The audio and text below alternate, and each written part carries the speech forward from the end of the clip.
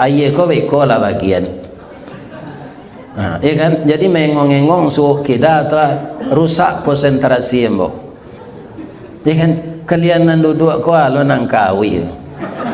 Kau ke sawah ke ladang yo tu mengambil sawit. Ya kan?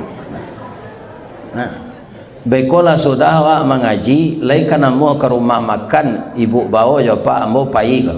Sebab pantunnya ado.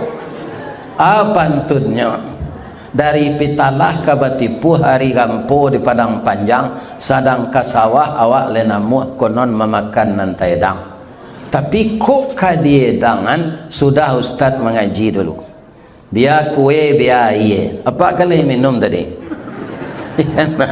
Ya, alhamdulillah. Kalau ustaz nak bado otonya jalan jadi mesinnya ange. Kok dapat tetalu anda?